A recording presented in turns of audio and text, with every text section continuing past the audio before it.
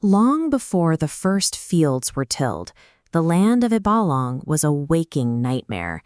It was a dark, uncultivated wilderness crawling with predators, one-eyed giants stalking the plains, and winged sharks ruling the skies. To carve out a space for humanity, the legendary warrior Handyong arrived from across the sea.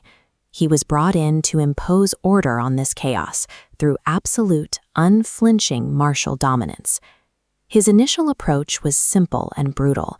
He engaged the beasts in direct physical combat, cutting through packs of wild catabaos and eradicating lesser monsters by the thousands. But a sharp blade only works against an enemy that relies on teeth and claws. Handyong's brute force was useless against a threat that possessed divine intellect. The remaining monsters answered to Oryol, the daughter of the underworld deity Aswang. She acted as a supreme tactical mastermind, coordinating ambushes and outmaneuvering Handyong's forces at every turn. She also possessed a terrifying dual nature. While the sun was up, she operated as a massive, lethal serpent commanding hordes of creatures. But at midnight, she regained her form as a beautiful woman. Her primary weapon was neither venom nor physical strength. It was an enchanting, seductive voice capable of hypnotizing any living thing, neutralizing physical attacks before they even began. Oryol represents the ultimate narrative subversion. The fearsome serpent commanding the monsters of the jungle wasn't a willing predator.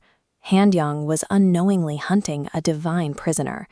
Unaware of the curse, Handyong pursued Oryol deep into the forest. The two engaged in a prolonged cat-and-mouse tracking sequence, navigating through ancient trees and treacherous ravines. The chase culminated in a physical struggle. Right as the sun began to set, Handyong finally managed to seize the massive serpent by the neck. As the daylight faded, the coarse scales under his grip suddenly dissolved into human skin. Staring down at a woman instead of a monster, Handyong released his grip, and in a moment of unexpected connection, he kissed her. During this embrace, the enchanted pitogo seed slipped from Oryol's grasp. Handyong's foot came down on the seed by accident, crushing it to pieces and permanently shattering the witch's curse. The destruction of the seed instantly woke the forest monsters. With the beasts enraged and closing in, Oryol was forced into an immediate choice of loyalty. She decisively betrayed the monsters, shouting to the humans to aim at the heart. This gave Handyong the tactical knowledge he needed to win the war. The decisive victory in the Ibalong epic was ultimately won not by the sheer sharpness of a hero's blade, but by a monster's choice to side with humanity. In the aftermath of the battle, the rivalry ended. Oryol transitioned from Handyong's greatest enemy to his primary advisor. She shared the secrets of the gods with the human settlers, introducing advanced agricultural techniques, weaving, and the foundations of an equitable law system where even slaves were respected.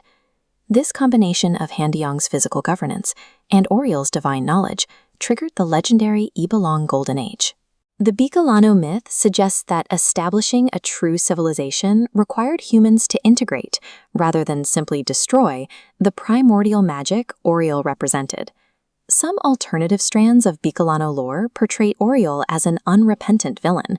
In those tales, her fiery, destructive nature is said to have physically shaped the region's famous volcanoes.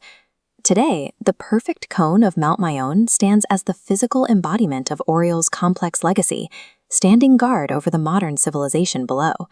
The volcano is beautiful, yet capable of sudden devastation, a reminder of the dual nature of beauty and destructive power inherent to the region. Oryol's journey from a cursed serpent to the architect of a golden age serves as a reminder that the most terrifying forces can be transformed into the greatest saviors when their chains are broken. What do you think about Oryol's choice to betray her former allies for Handyong? Let us know in the comments below. And if you enjoyed this deep dive into Philippine mythology, make sure to like, subscribe, and hit the notification bell for our next video.